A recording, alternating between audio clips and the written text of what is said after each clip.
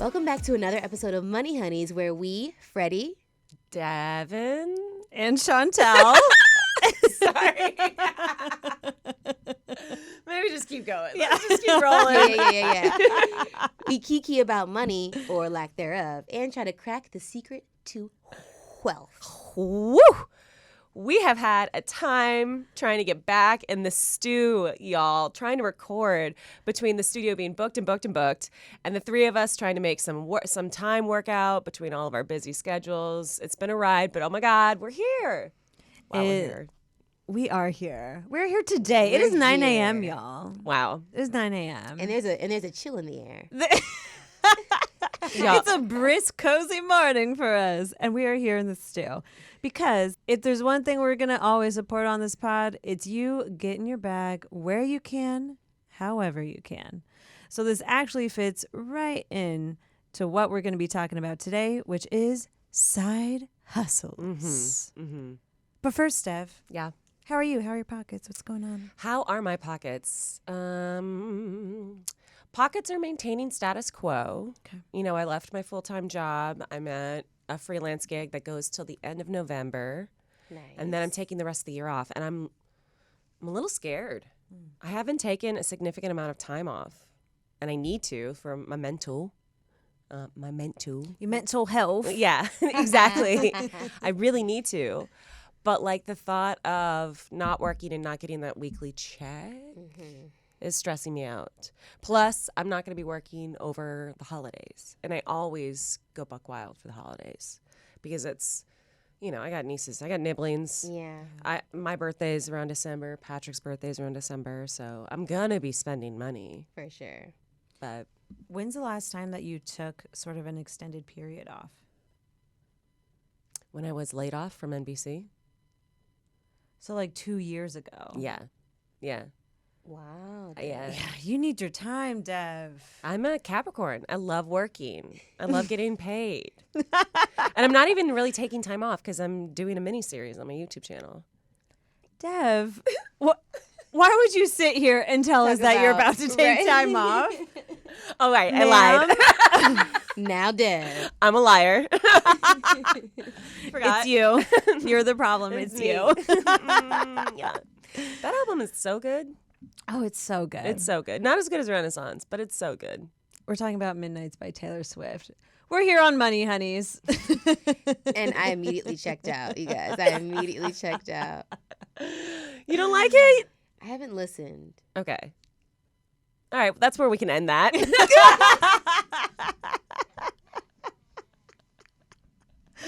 Fred, how are you doing? How are you feeling?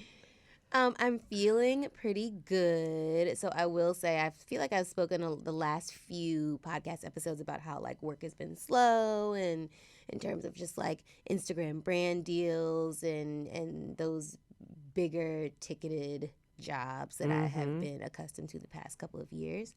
Well, things are picking up again, which is great. Yes. So that is very exciting. I've been working. I actually have a project tomorrow with Hooray, which is really exciting. But let me tell y'all why I'm pissed. Oh, I love this. Let I me want get to my hear coffee. it. I know. I'm like, let me shuffle. Let me adjust Let's settle in. myself. Yeah. So continuing to snowball into how my pockets are doing, they're fine. But, you know, I've really been having a lot of issues with property taxes. I know nothing I'm about just that. me neither. Do you have an escrow account? Yes, I do. And I have an impound account. Okay. And they should be paying my property taxes out of that. Yes. However, not the supplemental property taxes. That comes straight from the county. The escrow account does not touch that. This is like separate from that. It's just like supplemental LA County bullshit. And so basically I got a warning letter in the mail that if I didn't pay $800 something, my property could be sold. Oh. So, you know, I almost had a conniption about that. When did that happen? That was like 2 weeks ago. So when I paid that off, because I called my lender, and I was like, hey, you guys are supposed to like be handling this through my escrow. They were like, we handle all the property taxes besides supplemental. And I was like, well, was anyone going to tell me this? Like, no one tells you. No. So I paid that off. I was really upset about it for a good 48 hours, but then it was done with, right? Right. So I'm like, okay, good. This is off my plate. I don't have to worry about property taxes. Y'all, tell me why yesterday I got another notice in the mail saying that I owe back taxes. No, you don't. And that I basically by December 10th owe $5,600 in property taxes. And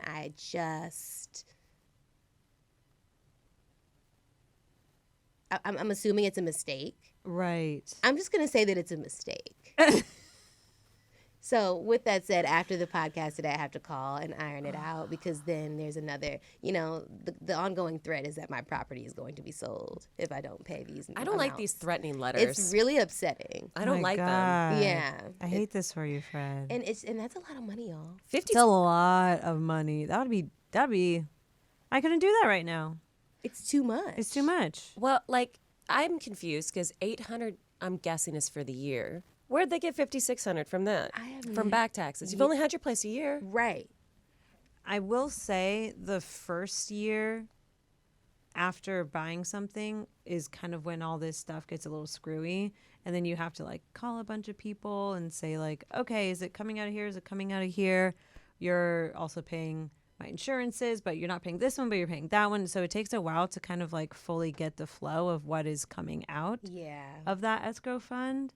So this is a very unfortunate thing. But I think that supplemental, you know what? I'm not going to say it on the pod because it's probably wrong. But I think that like supplemental taxes might just be like the year that you buy it for like just like.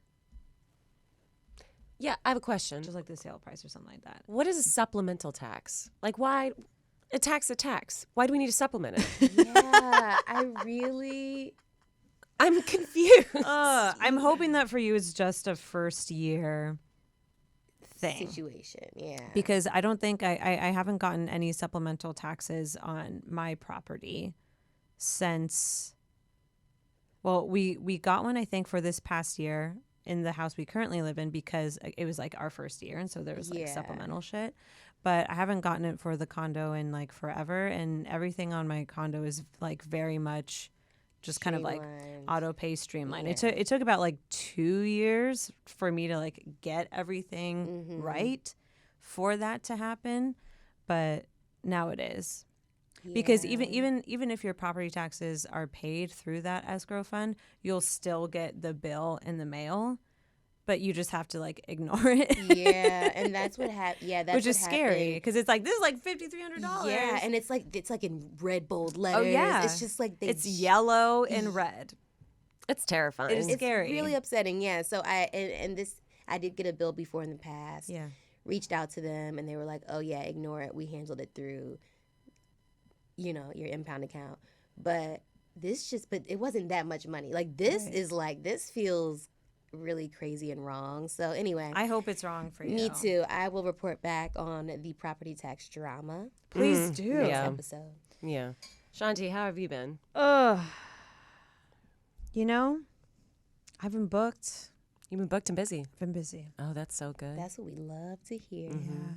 Because I took a lot of time off this year just to kind of recuperate from everything that we went through last year with Ashley's dad passing.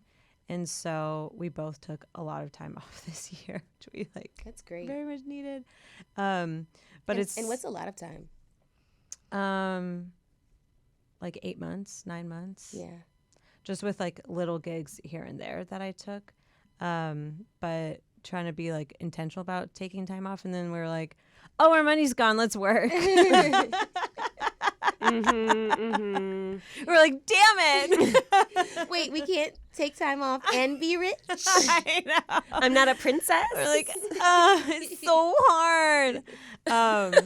But yeah, we're like very fortunate to be able to take that much time off, because also kind of like you, Deb, like we like hadn't taken time off for in a really long time. And then also just after the wedding, we were drained. And so it's like, okay, who wants me to work for them? How Yeah. quickly can you pay me? Ain't that the way? That's just the way the freelance lifestyle is. You gotta hit up Yeah. the homies and be like, I'm a slut for work. Pay me. Slept for work. Yeah. So the pockets are replenishing. Would love a net 15 versus a net 30, but it's Yeah. okay. Yeah. Beggars can't be choosers. Mhm. Yeah. So I'm like pretty booked through like the rest of the year. Well, we love that. Yeah. That's great. Well, I want to turn our attention to something that we all should be budgeting for. That's very important. In fact, it's the first segment of the pod this episode. It's a tweet from Miss Agatha Cromwell on Twitter. I'm just going to read it to y'all. It says, I hope my friends are saving at least $1,000 towards the Beyoncé concert experience. Nice dinner beforehand, black car service, might even hire a photographer because this is the moment. I want it to feel like it's the happiest day of my life. So I thought, have y'all budgeted? Have y'all thought about this? Because we're going. Yeah. All of LA is going. Yeah. I know. Yeah. Renaissance tour, we will be in attendance. Now, the question is, at what price? At what price? At what cost? At what cost? Did you guys go The to limit does not exist. But it should. Now, did y'all go to the Formation tour? I did. Do you remember how much you paid for those tickets? I don't. I was a very like last minute addition Okay. to like, it was like Ashley and Zach Kornfeld because he's also the biggest Beyonce fan is. I've ever known, and so they were going, and then I was a last minute addition. So I think I was a stub hubber. Okay. I don't know how much I paid. Okay. Do you remember? So I did not attend the Formation tour. Got you. I regret it to this day. To this day, not to this day. To this day, I really do. It was so good. I know it was, and It and was so good. I've seen Beyonce's on the run tours. I do not count that. No. No. I want to see her alone. Yep. Don't need husband. We don't. He can stay home. Yeah.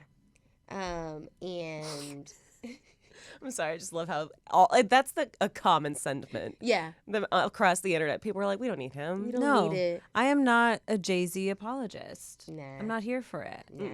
Not here for it. Nah, I really want to see her. I mean, it's really, really important. I think that honestly, any and everyone see Beyonce live at least once. I mean, she's the entertainer of our lifetime. You And saw her so at Coachella, right? I did not. Oh, damn. Now, if I would have seen That's a her at regret I have. Yeah, That's if a I regret I have. yeah, I just have a lot of regrets around Oh, Beyonce no. live entertainment. But yes, so with Renaissance, I'm pretty prepared to pay. I'm prepared to pay. I mean, for tickets, where do we think she's gonna perform? Probably SoFi. Yeah. Yeah, I would Bowl. think SoFi. Probably. They're going to In roll out the LA red carpet for for her. sure. So I just did a little math. I remember I paid $375 for my tickets. And those were kind of up in the nosebleeds. I think that's about what I paid too, and I was pretty high up at the Rose Bowl. So that was in 2016. Inflation says with 2022, that would be $463 today. So let's just, and then, count SoFi fees. Let's just assume it's going to be $500 for nosebleed seats. Yeah, I mean, and also pivoting really quickly, I really wanted to go see Bad Bunny when he came a few weeks ago, and those tickets were just out of my price range. I mean, I just wasn't like Beyonce. I love Bad Bunny, but Beyonce, No. I will consider doing like $600-$700 tickets for Bad Bunny. I'm like, Yeah. I would do 3, but there were no 3. Wow. There were no 3. It was 400 He was at plus. SoFi too, right? For nosebleeds. That looked like a party. Oh yeah. It looked like the best time ever. I think we were in DC during that time. Having fun, but not Bad Bunny fun. Yeah.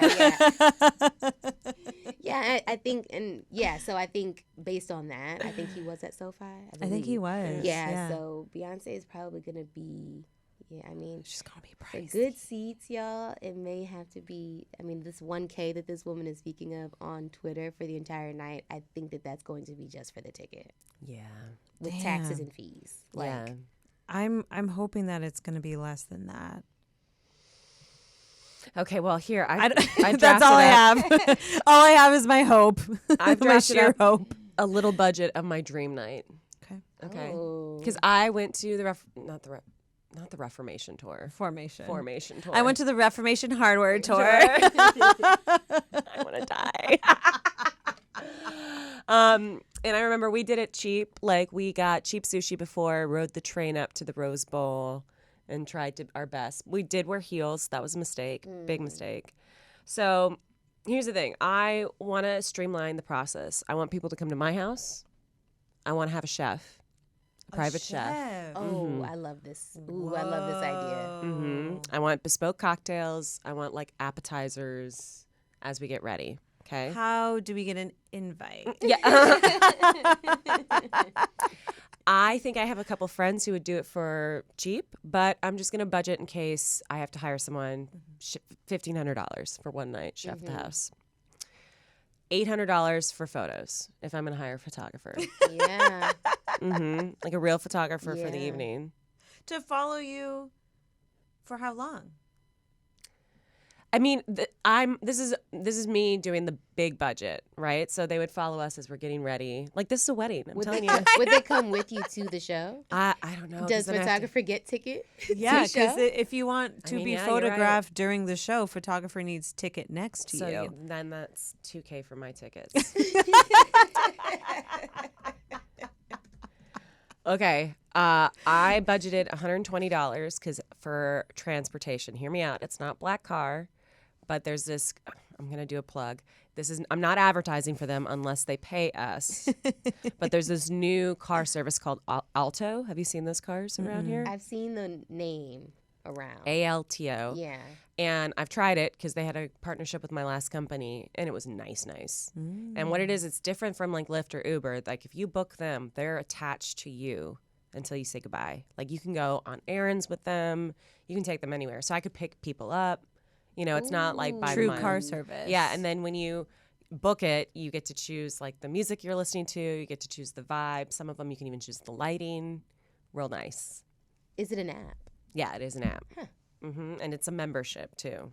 Oh. So $120 for transpo. I'm budgeting $500 for my outfit Yeah. because I want to look like a disco queen. Yeah. And I also want to be comfy. So then you're going to have to get quality for that. That is so true. Yeah, disco vibes is probably going to be the aesthetic for the night. 70s. I'm stressed. Yeah, because we haven't even gotten to hair and makeup yet. I know. Oh, I'm really see, stressed. if I was going to do that, then I'm going to do my own hair and makeup for this. So $2,000, $1,500 plus 800 plus 120. Oh God. You guys, we're looking at 49. This is like the first time we've done live budgeting on the pod, and it's for a night with Beyonce. This is close to $5,000 for sure.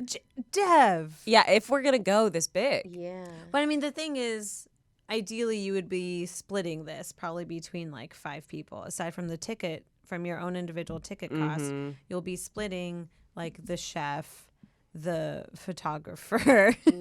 Which would be $1,000. Okay, so let me do that again. If we're splitting this between. Yeah, say the three of us are going together. Yeah. Okay. And Yeah, the three of us are going together. All right. Oh, not the outfit. You're not taking part in the outfit unless you want to. You can help subsidize my look. All right. Okay. That's not right. Sorry, I'm nervous. I'm doing math when everyone's. You're gonna have to cut this part We out. come back to yeah. it. Okay, it is divided by 3. $800 just for the bells and whistles each. Wow. So on top of the ticket price, Mm-hmm. $800 $100. American dollars. Don't look at me like that. Don't For look at the me like that. experience. Honestly, it's really. I mean, it's doable if you're able to plan ahead. Now, is I mean, it we have wise? months of leeway. Yeah. Is it wise?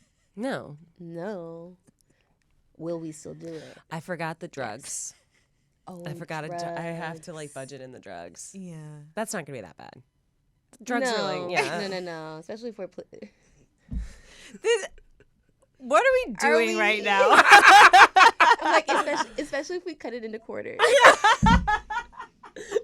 That's another episode of how to budget for drugs. I am crying. What is this episode about? I mean, this episode's I thought we were side talking hustles. about side hustles today, and we're deeply detailed budgeting for a Beyoncé tour that hasn't been announced, right? No.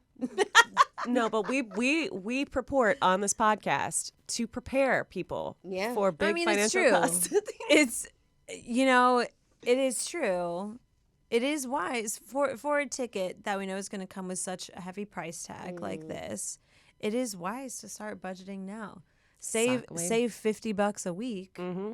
By the time these bad boys go on sale. Here's what I'm gonna do. I'm gonna get Baby, rid you of. got a ticket. I'm gonna get rid of my Twitter because they're gonna start charging me $8 a month. So that's money yeah. I'm gonna save. Oh yeah, but you're not spending that money right now. You're like, but it's money I would have spent. Yeah. Okay. All right. Save $50 a week, a month for your eternity. Beyonce tickets For eternity. from here to the end of time to budget for all of your.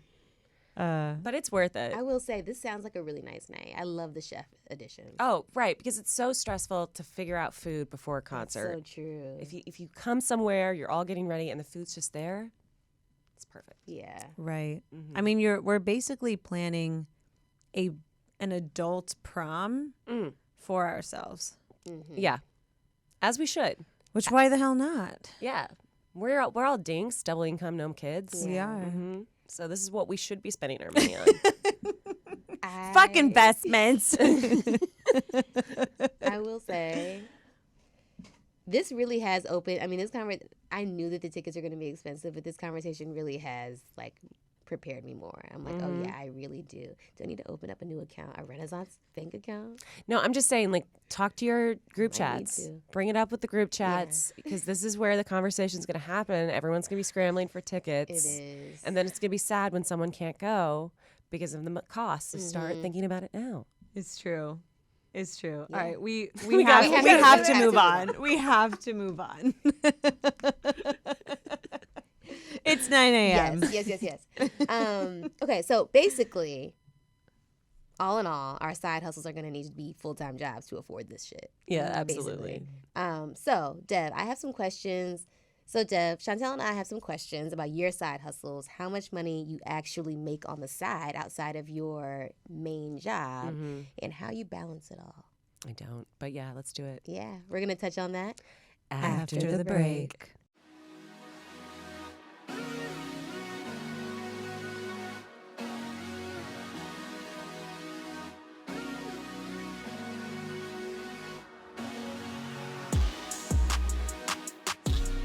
We are back, y'all, and we're about to dive into our respective side hustles.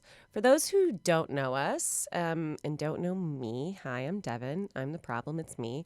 I teach pole dancing on the side, as well as operate a YouTube channel called Devin But Better, which is part of my side hustles, y'all.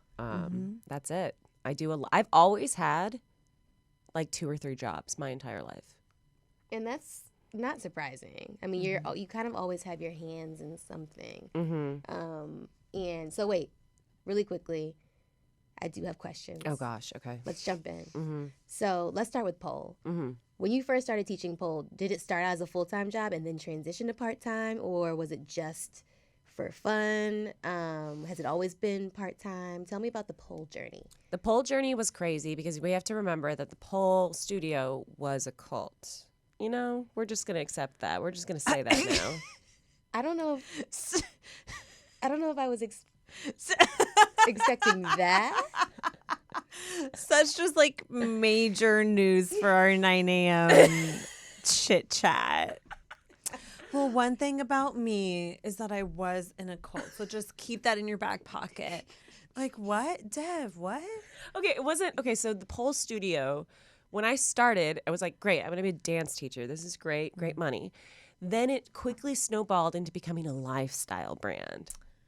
Gotcha. And when I taught us at BuzzFeed, I made it to my classes, but if I had followed the curriculum and everything, it would have definitely been considered a high control group, aka cult.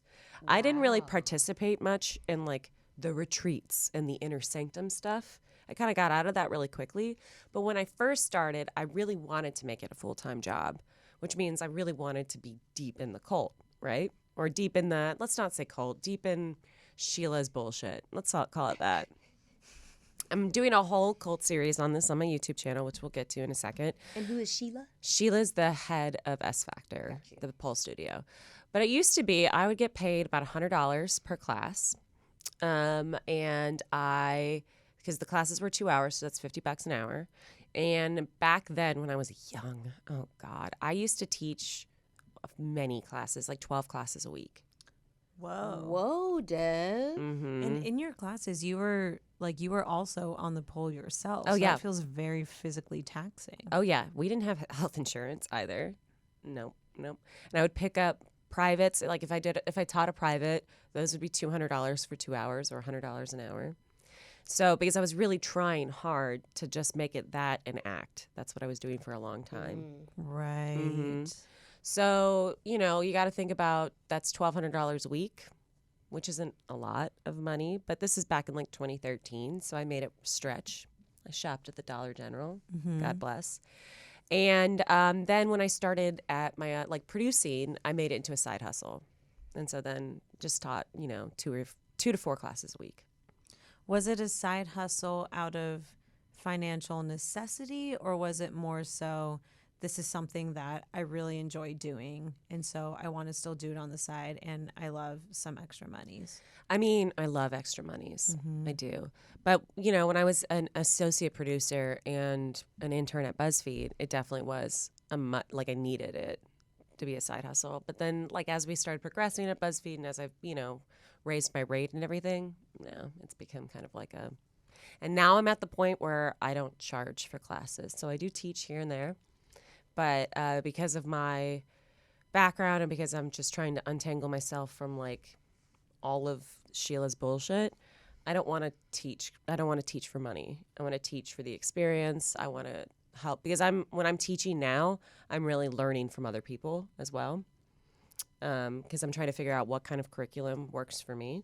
So now I teach for the vibes because I don't really need it as a side hustle anymore.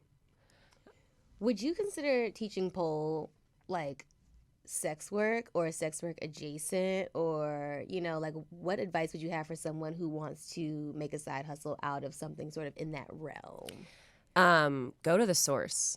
I taught a couple strippers privates, and it's because that work is taxing work. They have to do at least 5 dances a night or 5 sets a night. Wow. If they want to make good money.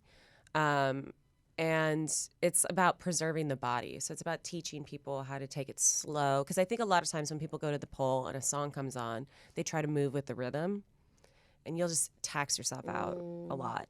So, yeah, it is adjacent. So I would go, if you're going to try to train strippers or train exotic dancers, I would go straight to the source. But at that point, a lot of them teach each other. Yeah. You know what I mean? Or a lot of them go to a spare class here and there. They don't really, take privates unless they've been doing it for a while. They just need to incorporate new moves.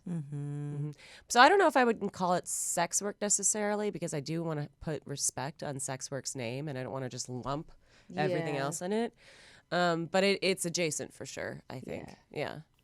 Because there's also an art of a lap dance that's big, and what I taught specifically was more in the realm of therapy. And when you work with sex workers, it's just a different end goal. They want to make connection. They want to remember when we were on Dance with Magic Mike? Yeah. They were lots of eye contact. Yeah. And it was freaking me out a lot.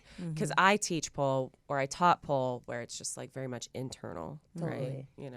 Yeah. Totally. You were teaching it more almost as an internal exercise for the dancer versus an external performance. Right. And proof of that was we didn't have mirrors. And if it's a performance, you really should dance with mirrors. But we were trying to teach mind-body connection, which was really, it's important to do without mirrors. Yeah. So, but yeah, it also depends. The name of the game has changed a lot. So back when I was really teaching, we were going to classes a lot. Since the pandemic, I have found that a lot of incredible pole dancing instructors have opened their own websites, their own O&Os, kind of like what Leslie was talking about when she was here, and have started like their own classes through social and Patreon, which I think love is really that. smart. Yeah. I belong to one. Her name is Sammy Pacone.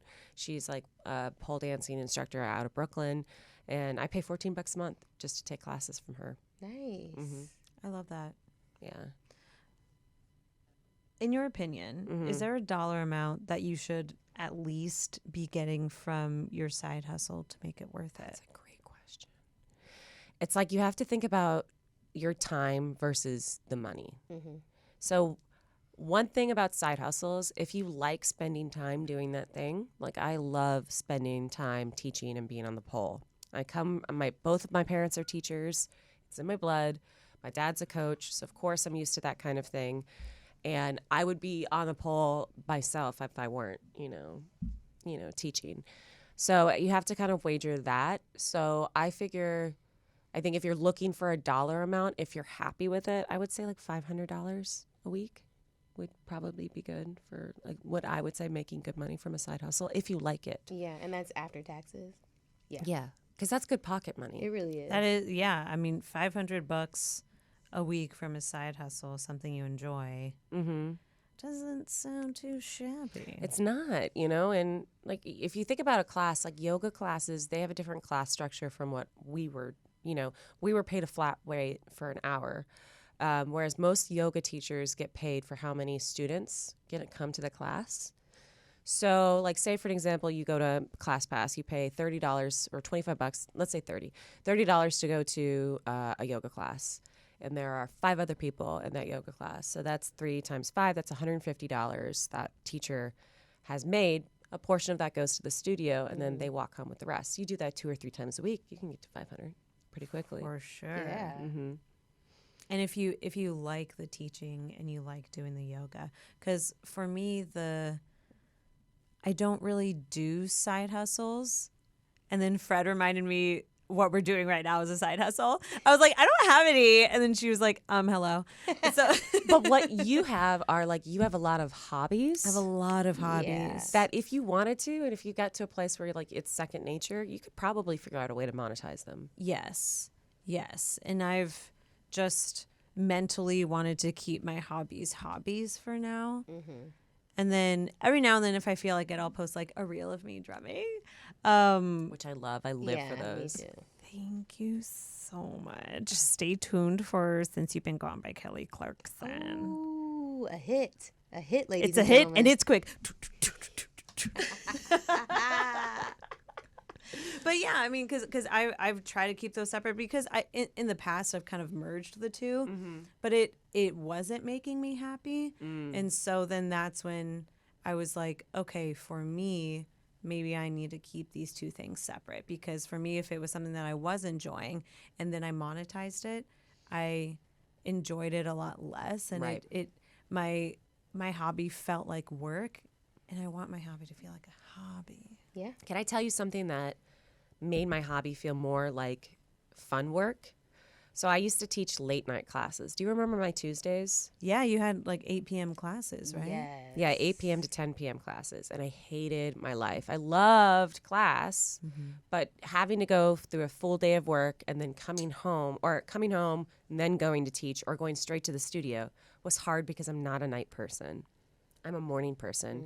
So another thing about side hustles is figuring out when you're going to use that time. Because if you do it during a time when you're exhausted, it's not going to last that long. Yeah. So if you budget, so that's when I started teaching weekend classes.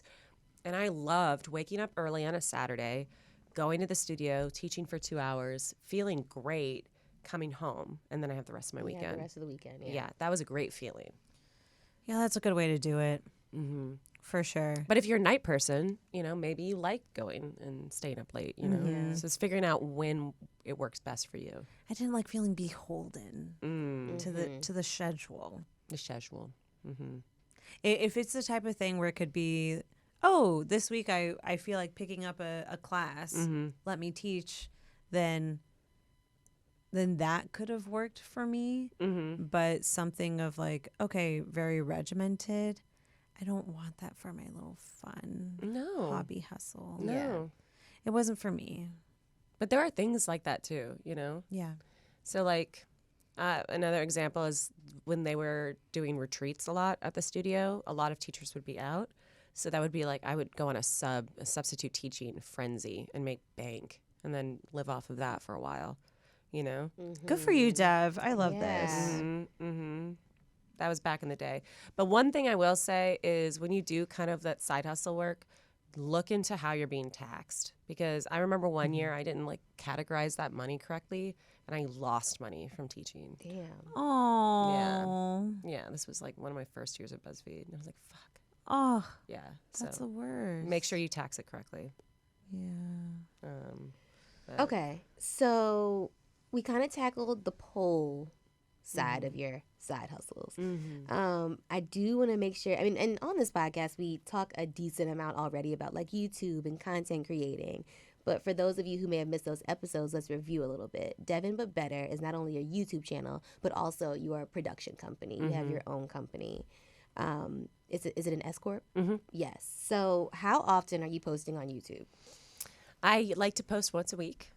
But recently I've been taking some time to kind of rework it because the landscape of YouTube is changing. It used to be, y'all know, we used to post 3 times a week. Can you believe that we used to No. post 3 times a week? No, ma'am. No, ma'am. Can you believe? Yeah.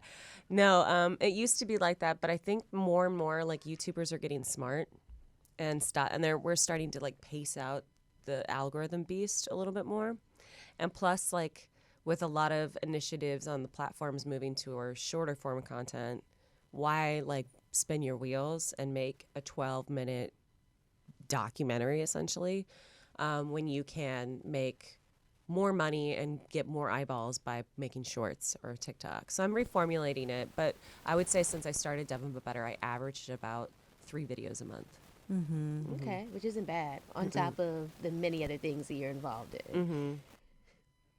Oh, I guess Chantel. So, how long after posting consistently did you start seeing a profit versus making back what you're spending on the production and post-production? Well, I started Devin But Better in 2020. That was a weird time for the economy because a lot of us were like at home spending our money, not spending our money on things and like subscriptions and stuff like that. So I made money pretty quickly off of Devin But Better the first year. I only invested like on a G7X and a new laptop and some lights. And then, you know, I was very blessed to have a great manager who helped me get brand deals pretty quickly. Nice. So yeah, 2020 was a great year for Devin But Better. So I recouped the costs pretty quickly. 2021 and 2022 has been slowly petering down. So it's been preserving the name of the game and pacing ourselves. Yeah. Has been what we've been focusing on. And I have 2 part-time employees. They're contractors, but they're 2 of them. I've had 2 people who work for But Better Productions since 2020 as well. An editor and like an assistant, or now it's an editor and a camera guy. Wow, an employer. I have Gusto. I can't recommend Gusto or Gusto enough. It's a payroll service. Yeah. Yeah, I have Gusto for my S Corp as well, but my S Corp is more so just way for my jobs to pay me versus I'm not trying right now to like have a production company or to hire. So for me it was more of like a tax savings type of thing. Side note, you guys, I finally have a call today to finally set up my LLC and or S Corp. Mini skirt? Yes. Ooh. For that reason, Chantel. So that I can just have it set up so I can get paid. I can pay myself. It's been, you guys, it's way overdue, but I have the call on the books today. Yes. So happy. It's so funny with an S Corp, so with using Gusto to pay, you like run payroll, But so then I'll select like, okay, run payroll. And then I get like employer gusto emails saying like, congrats, you ran payroll. And then I'll get employee Yeah. gusto that's congrats, you're getting just got paid today. And I'm like, you know what? It still does feel good. Yeah. And what makes it so great is when you do run payroll for yourself, they immediately include taxes. Yes. And then at the end of the year, when you have to do your taxes, you just download the paperwork from Gusto and you're like, I paid it. Yeah. I did it already. Yeah. And they file with the EED and everything for you too, which is amazing. Yeah. Dev, you're a damn hustler if I've ever seen one. I am. I think we all agree there. How do you find time to also make time for your mental health, the other just actual hobbies that you want to participate in that aren't to be monetized? Like, how do you balance it all? That's something I struggle with. I'm not gonna lie. I've gotten really militant about my time and budgeting time. Time blocking has been really helpful for me. So even if I have a million tasks to do, it's only hour by hour. So I'll do an hour of work, an hour of sleep, an hour of play. You know what I mean? And then honestly, my hobbies outside of work are just socializing and hanging with friends. So LA is a really busy town, and so I consider whenever I get to hang out with my friends or I get to go out with people, that's like my free time, you know? And then I've become really good about figuring out how to push things and not feel bad about it. You know, like sometimes like I need to push things because I'm juggling so much. And life happens. And not feeling bad about it because I am my own boss, but I don't need to be a bitch to myself. You know what I mean? I can be understanding, you know, and I think that took a long time for me to figure out. And then on the YouTube side, I've just gotten into a rhythm of like, okay, today I'm going to write a script, and then I'm going to keep my camera on me. I'm going to film. I'm going to vlog, blah, blah, blah. I'm going to communicate to my editor, and then it's off my plate. And then I just finding the rhythm that works for you and then being really gentle with yourself. That's the biggest piece of advice I can give. Taking notes. And I think you've been really good at finding the side hustles that also are bringing you joy. You like teaching. You like dancing in general. I do. And you like creating YouTube content. You enjoy the vlogging process of it and all that stuff, because for a brief time after BuzzFeed I was like, I'll do a YouTube channel, then I was like, oh, I hate it.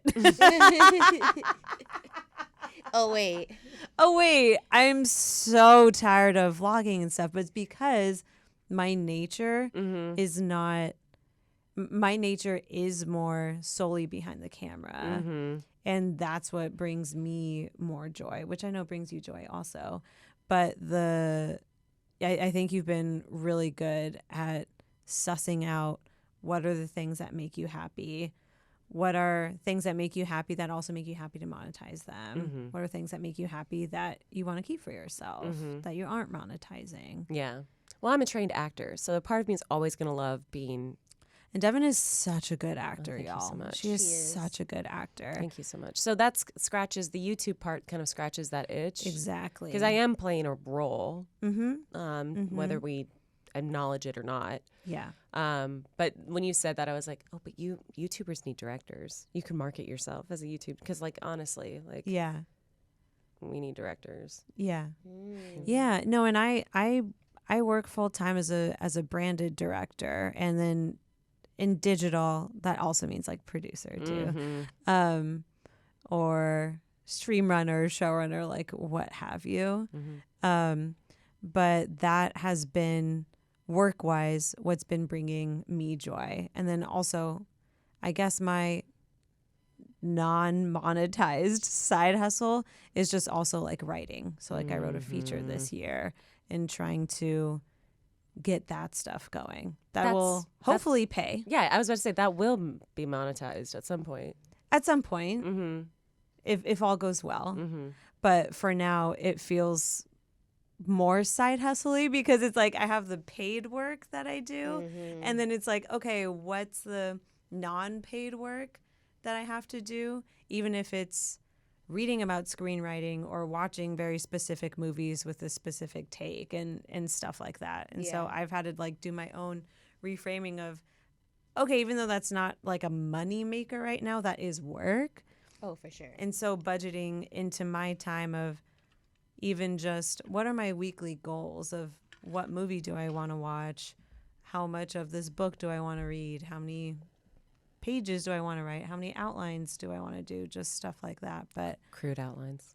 crude outlines. We're going to cut that out. But, but like if you look at your life, if you were to just zoom out, who's to say like 2, 3, 5 years from now, we're going to see a return on that investment on time? Yeah. And that was something that that's something that Ashley had to help me to see. Because for me, I was like, I'm like not making any money off this stuff. Like it doesn't matter. Like I was tying the time spent to the money earned from it, like very directly, not future money. Like what's the money right now? And I'm like, no, this is taking me away from making money currently. But she had to help me reframe. And also Melinda, who was on our podcast earlier, was like, no, that is work. Just budget in how much time you want to spend and can spend on that. Anyways, you're really good at it. Okay, cool. I'll take us into the next break. Okay, so that's enough about me. After the break, we're going to talk to Fred about her newest side hustle endeavors, DJing. But first, a little break.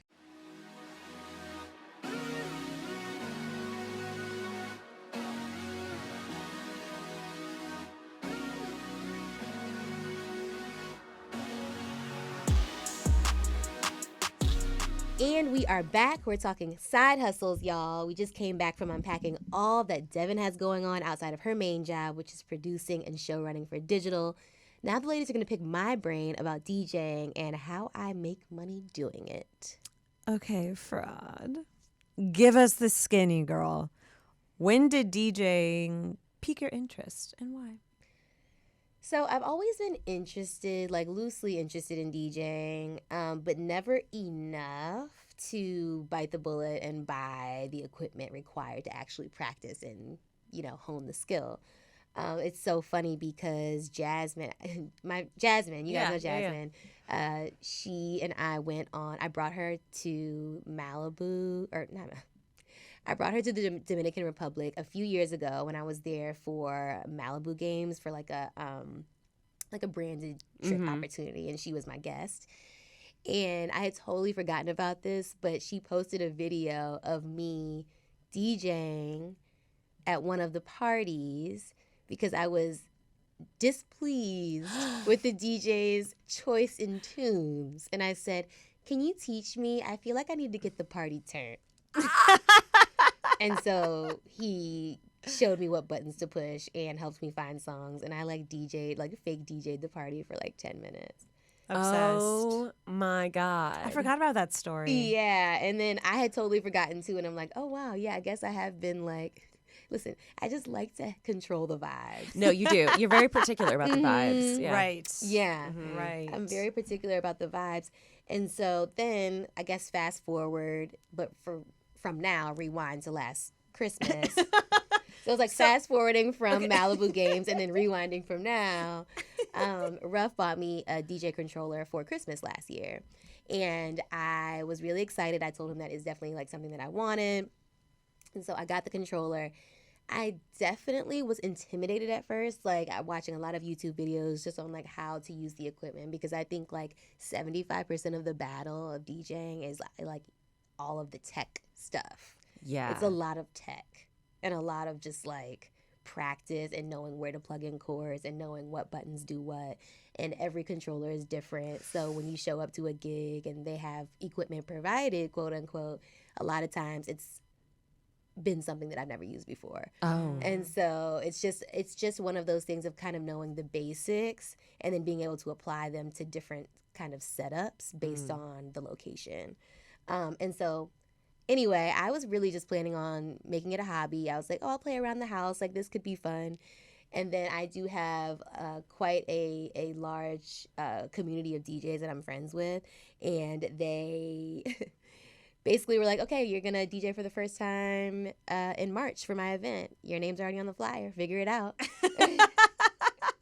And I was like, oh.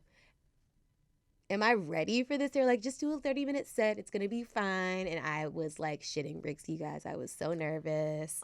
So nervous. And then after that, and kind of feeling the energy of the crowd and understanding how, just like the art of control, like crowd control. Like that's also another part of DJing. It's just like the art of crowd control and being able to like have those good instincts of like, okay, people aren't really feeling this. Let's pivot, you know, that kind of thing, which I'm still working on, to be honest, because I'm very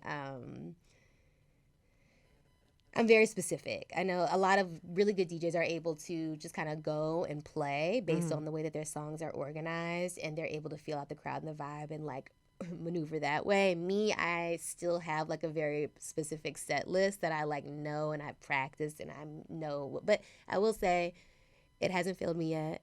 I do need to keep practicing so I can be more on the fly, because that's you know, a big part of it is just making sure that like not like you're not being able to pivot and not freak out if people aren't dancing or don't like the song, this particular song that you chose is going to be is an ongoing challenge for me, because to me I'm like, you guys are lame, why are you not dancing? This is fire. Like, this is a hit. This is a hit. Get up. Yeah. So yes. So you've perfected the art of essentially creating a playlist with no skips. Yes. It's hard. It's really hard. It is. DJing is interesting, you guys. I really do feel like I'm using a whole different part of my brain. But I do feel really creative when I'm doing it. So it does feed that creative yearning that I have, especially in creating vibes and making sure that people feel good in a space. So, well, I truly love this for you. And honestly, it makes so much sense. I mean, from knowing you since like 2015, that this is what you would gravitate to. Because you never disappoint when it comes to grabbing the aux cord. But becoming a DJ is more than stealing the aux cord. So talk to me about some of the sunk costs of the equipment, because I think that's definitely a huge obstacle for a lot of people. Oh, for it's sure. tech. Yeah. You're buying tech. You're buying tech. You're buying pretty advanced tech. I mean, I think even I had the beginner controller, and I'm gonna say that loosely. Beginner controller. It's a controller, none the least. And that Ruff bought me, I believe, was about maybe between $300 and $400. Okay. Yeah, so that, you know, it's not outlandish, but it's an investment for sure. Especially if you're unsure of like if this is even a route or a hobby that you're going to enjoy. Like, it is an investment. So that was around $300-$400, and I was using that in my computer speaker, like just my the actual like MacBook speakers that the laptop comes with, and I was practicing with that for a while. But that's not real, you know. You really do need some external speakers to really practice effectively. So I ended up buying speakers myself. After I'd done a couple gigs, I was like, okay, yes, like I think DJing is going to be something that I am going to try long term. I bought some speakers. Those cost me about $1,500. Okay, that's not bad for speakers. Yeah, You can go a lot. Yeah, two speakers, about $1,500 total. And then at that point, I also was ready to upgrade my controller. So the controller that Ruff had gotten me, which I mentioned was between $300 and $400, I ended up upgrading and buying a more advanced one, which was $1,400. Okay. Wow. Which I actually just got like last week. I ordered it in June. That's another thing. All the DJ equipment and chips and stuff are still delayed from the pandemic. So everything takes a really long time, unless you buy secondhand or you have someone on the inside. And so and I bought them at the same time. So the speakers and the upgraded controller that I like had paid for, you know, that was, you know, $3,000. That's a lot. Mm-hmm. And I was like, you know what? I had to remember that this is an investment. I plan to bring because a lot of gigs too, especially private ones that do pay, they're like, oh, you have to bring your own equipment. And so being able to have my own equipment to just kind of like take to gigs, and then you charge for that, Mm-hmm, right? mm-hmm. So it's like, you know, my hourly rate to just like show up and like operate the decks is this, but also if you need me to bring this very expensive equipment that I've like invested money in, that's going to be an additional charge. It's like your kit fee. Exactly. Exactly.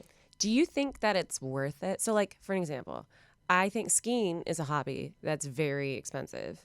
I don't think it's worth the money. Do you like skiing? I've gone once. Okay, well, No, she said once. I've gone once. But here's the thing.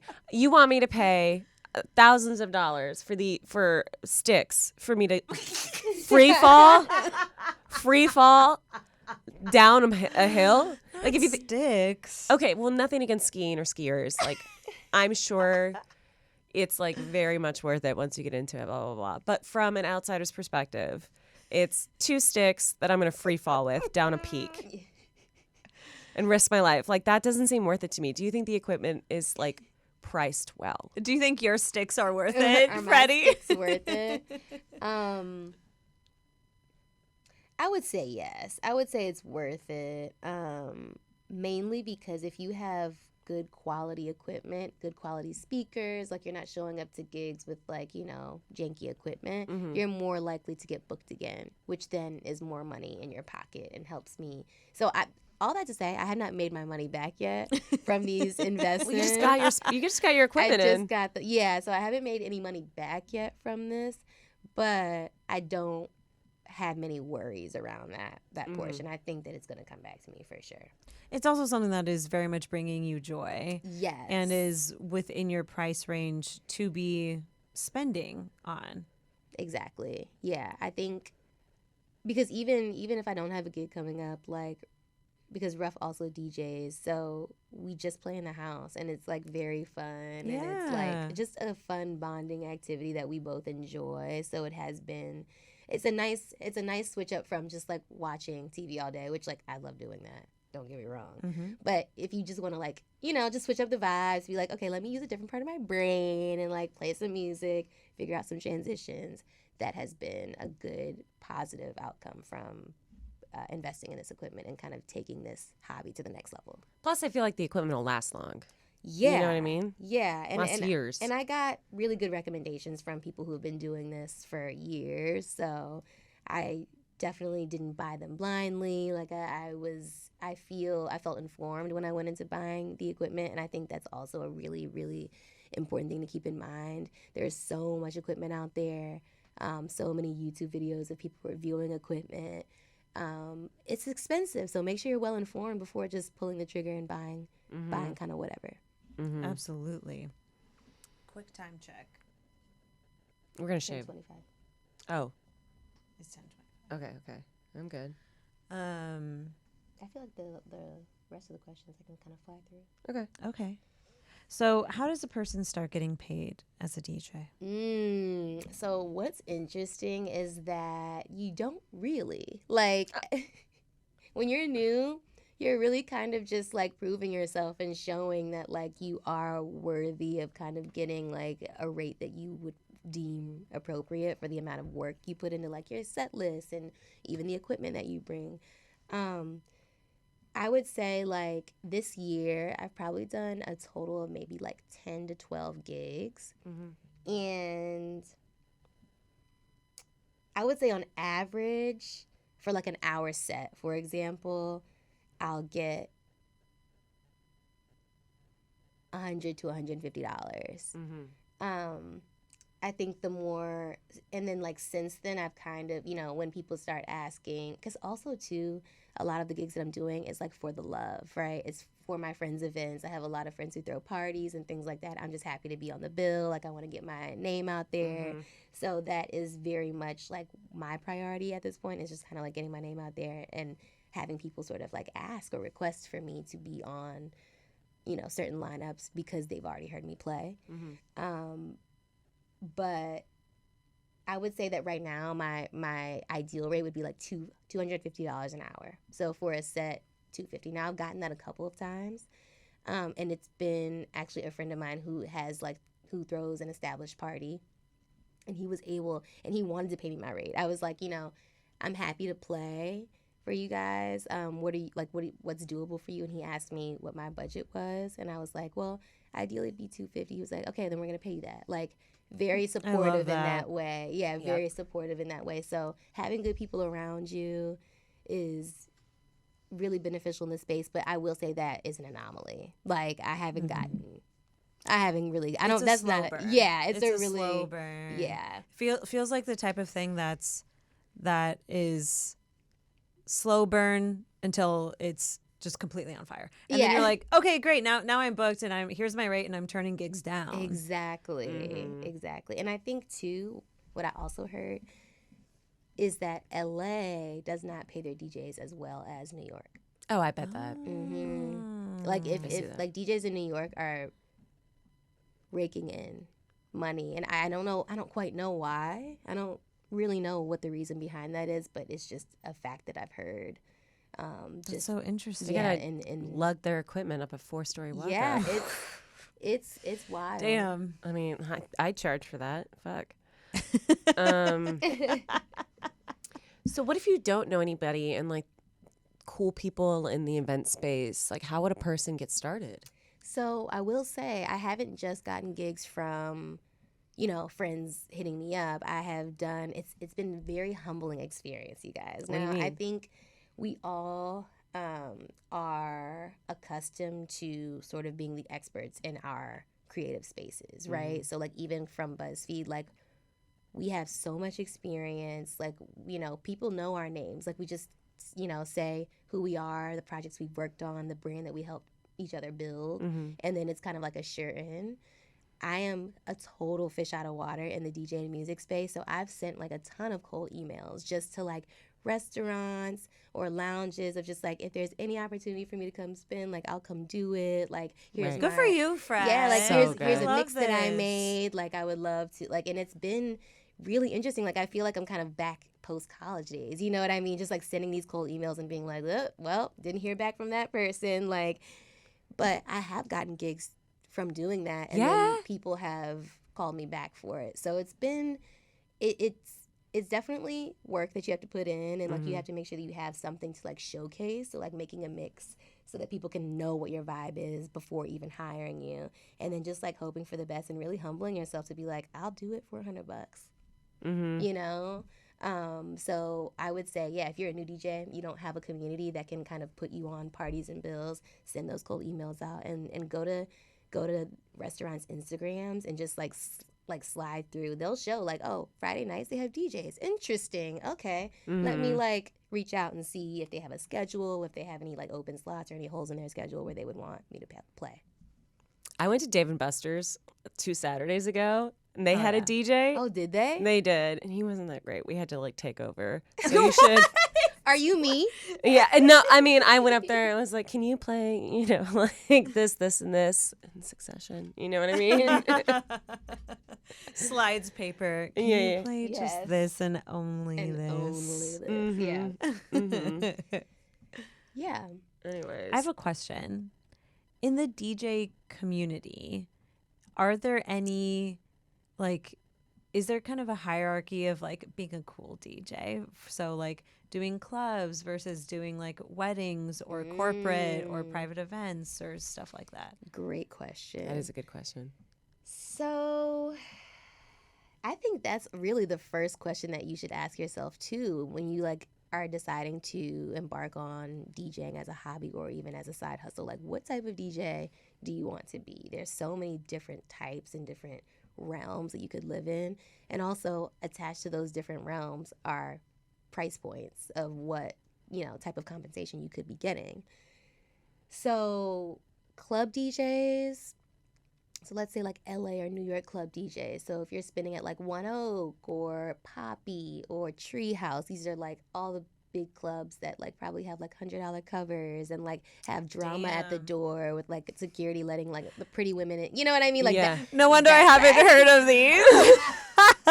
I'm like, I'm not paying $100 to go to a club. It's You get 10, 15 from yeah, the max. no, it is. It's like it's a very specific clientele. I would consider it like high-end clubs, and those are interesting because generally the way that those sets go is that you play 45 seconds of a song and move on. Like it's very quick. Like it's very like we got to keep it lit and keep people interested, and it is like They're paying $100 just to be there. yeah. It's just go go go go go. Like that is not my ideal environment because I am just more of a it's just not my environment. I like to play songs a little bit longer. I like to take You're a my curator. time. Yeah, I like to take my time. I want to ease people into like the idea of even just like new sounds. And I would say high-end clubs are not that interested in new sounds. Yeah. They're interested in what's hot. What's Top right 40. now. Yeah, what is hot right now. Right. And you have to play what is hot right now. I don't even know what's hot right now. I don't pay attention because I don't listen to like the radio right now. Right. Yeah. Like I'll go into like Spotify and listen to like new releases and I'm just like none of this is giving like the type of vibe that I, because also too even like when you think about hip hop right now, it's very slow. It's a lot of trap. It's very slow. Now it's a vibe, but I am more of a DJ who likes to have people up on their feet dancing like all night. So, but those club DJs, they get paid a lot. All that to say. Sure. Now there's also wedding DJs. DJing for weddings is also a great way to make a lot of money because wedding budgets include a DJ rate that is a lot. Right. Usually, yeah. Now, for me, weddings I don't love because I don't like playing clean music. Oh, right, because it's a family event. Yes. Now, it's fine. I mean, it's a really good thing to do and have, but finding clean versions of, especially if you have thousands and thousands of, at this point I have thousands and thousands of songs in my crates. I have just a lot of songs. So to have to go and find clean versions of songs that I wish that I could play that I just don't have clean versions of, it feels like a lot of work that I'm just like not interested in. There was one guy who asked me to do, when I first started DJing, it was one gig, like I'd never turned down gigs. When I first started, I was like, oh no, I need to like be doing everything. This one guy reached out, he's so sweet, but he asked me if I wanted to DJ at pep rally. So it was like a series of 3 pep rallies, one at an elementary school, one at a middle school, and one at Wait, one that's at a high adorable, school. though. It was so cute. Oh. But I was like, elementary school. You're playing Baby Shark. Yeah. Wait, Raffi. I don't even know. You're playing Wheels on the Bus. Yeah, I was like, oh. But again, all of those would have had to be clean. Right. And so...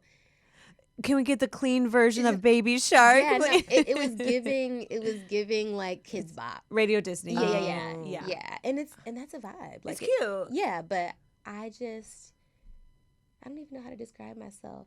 I guess I'm just not a kid-friendly DJ at this point in my career. So don't come to Fred with bat mitzvahs, bar mitzvahs. She's gonna turn it down. Unless you're willing. Unless you're, Yeah. to have conversations with your children afterwards. Yes, exactly. Yeah, unless you've had the talk about the birds and the bees. Yeah. Which is but fair. But I would say the best way to make money as a DJ, if that's kind of like your main driving force, it would be private events and weddings. The private events I do love doing, but with those you generally have to bring all of your own equipment. But they'll pay because they have budgeted out for their entire party. Right. Yeah, like what I want for you is like when you see those branded dinners or whatever. Yes. When they're like, Clinique is throwing dinner for like the top 100 influencers. And then they always pan over to the DJ and they're just vibing. Yeah. They're there. They're vibing. That's what I want for you. That's my dream. Yeah, that's when you get into the like essentially like wedding rates. Yeah. So that's when you're talking 1K plus. Exactly. Oh, I love that. But you're not having to be you are the vibe curator. Yeah, and they also just give you a lot of freedom in the branded space, in the private event space. They give you freedom to kind of just do your thing. So that is also another thing that I really like and value. Oh my God, you should DJ the BuzzFeed holiday party. oh my God, I would so do it. And That let would me be tell y'all- hilarious. Those are the best. Yeah. The BuzzFeed holiday parties are legendary. They are good. There was the last one we went to. Devin and I were running amok. It was a point in both of our lives. We needed to get messy that night. We needed it bad, and we achieved it. I remember I went up to, We were running around. I remember I went up to Jonah that night, Jonah Freddie, the owner of BuzzFeed, and I was like, "Thanks for this. Devin, please. Thank you for all of this." Yeah, Devin and I were on one. We're on multiple things, Yeah. but we were on one. Yeah, we were. Anyways, I have a last question. So, both you and Ruff DJ. What's that like sharing a hobby / moneymaker with your honey? It's so interesting. Tell us more. yeah, I've always wondered about this. Yeah, Do you it's do you so have DJ offs? interesting. Oh, It's please do. So I hope that you guys have steamy DJ offs that lead to sex. Yes, like just like that. yes. Y'all watch us on YouTube to get the sweet moves that Freddie just did. So Ruff actually, and I'm not just it's very, very true and accurate. He's a much better DJ than I am. He actually was not planning on DJing really at all. It was really just he got me my equipment. He wanted me to do it. It was done.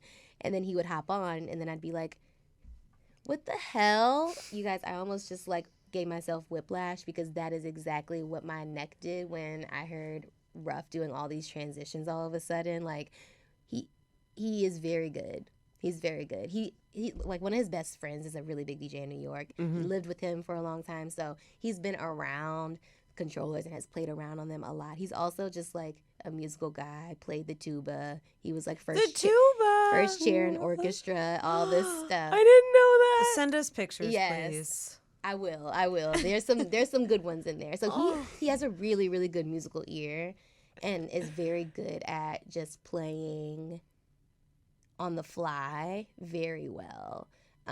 He actually, like a lot of my DJ friends called him Rookie of the Year because they were just like so impressed with like how much he's grown even just from the first time that he played, which was already very good. So it is interesting. I would say we're definitely like super supportive of each other. I look to him a lot for his opinion on how my transitions sound, my song choice. Like he is my go-to with making sure like, okay, it's in a good spot. So it's really nice having those extra set of ears just like in the house to make me feel, because I'm already so nervous when I like am going to go do these gigs. I'm like, oh my God, I'm like sweating. I'm so stressed. Oh my God, I hope I don't fuck up. But he's very good at being a cheerleader and like letting me do my thing, but also being there to help where needed. So it's been really good. I love that. We're such a fan of Ruff. Yeah. We love Ruff. Ruff Fan Club. Love fan for Ruff. Yeah. I love Ruff. Yes. And I will say, should I just go ahead and touch on this manager thing real quick? Because yeah. it is Yeah. a thing that's happening. Do y'all have managers? Yes, we do. So I actually am like on the hunt for a music manager. I had one informational call with one a couple weeks ago. Went very well. Good. She was supposed to actually come hear me play last Friday. I was supposed to be spinning at Issa Rae's production company. You guys, it was going to be great. And of course, I had the damn flu and I couldn't do it. I literally couldn't do it. And I was like, this was supposed to be an amazing gig at Issa Rae's production company and also an opportunity for this potential music manager to hear what I can do. And so it was fine. I mean, we'll figure it out. Like I'll have but that just would have been a good, appropriate gig to invite a potential manager to versus like some bar, you know what I mean? Yeah. Just like, which is fine. Yeah. Like I don't think it really matters, but I think for me, I was like, ooh, this is gonna be just like a perfect little packaged like situation opportunity for her to see like A, type of gigs I'm able to get on my own, even without her help, and also B, just like something calm and not like putting her in a situation where it's like a mosh pit or something. You know what I mean? It's like She's probably used to that. yeah. She reps other DJs, so she was definitely down. But I have another call with this other woman who's interested too. So I am on the serious hunt for a music manager. because the music managers are going to be my way into those branded DJing opportunities, which is what I want. I'm ready to start getting a little bit more than $150. Yeah. I think that's not bad to say yet. I mean, I know it's still early, but I would like to make at least 500. We're coming up to a year. I think that's Yeah, right. You put in a year of work. Exactly. And I think with the ever changing like social media landscape of like all these things, I just want this to kind of be a new constant in my life that I can kind of count on for income. So talk to me about that as we round it out, like 5 to 10 years in DJing. Where do you see yourself? Oh my gosh. So, you know what I would love? What? And I'm going to put this on a 2-year. Okay. Ooh. 2 years. Okay, In 2 years. 2 years, I'm going to be spinning for brands at all the fashion weeks. Ooh. So New York Fashion Week, Paris Fashion Week, Milan Fashion Week. And I want to be serving looks while doing it. Mic drop. Well, you heard it here, folks. That's I mean, catch her in 2 years. You could probably make a year to half year salary with those events alone. They pay well. Yeah. I can only imagine. Yeah. Why be a model when you can be laying on the vibes? Honestly. When you can do both. Yeah. That's both. Yeah. Yeah, I would love to. And I think, I really want to start bringing fashion and high fashion more into my repertoire as a creator. And I just think that marrying that with music is kind of like my dream. I feel like that'd be so fun. I think that's great. Absolutely. Yeah. Because when I picture DJs, it's it's like David Guetta, like sweaty behind this like huge table, Yeah. and just being happy-go-lucky and sweaty and like in a white tee. Yeah. Which that's It's great. fine. It is Right. worked out for him. Yeah. But I do think that there is a really cool space that you're the perfect person to carve out, where it's like, okay, where it honestly just more of the like art space of the event DJing world. Yes. You get me. Love that. You get me. Love that. Well, we want this for you. I feel it. I feel the support. Just Yes. oozing. So thank You're the guys. perfect person to do it. Yeah. Thank you. Mini skirt. Check her out. Check me out, guys. Well, everyone, that has been our episode on side hustles. I hope y'all learned something. Come back next week where we talk about the financial follies of our freelance lives. Right. That's what we're going to talk about. Putting ourselves on blast. Rate and review us. Bye. Bye.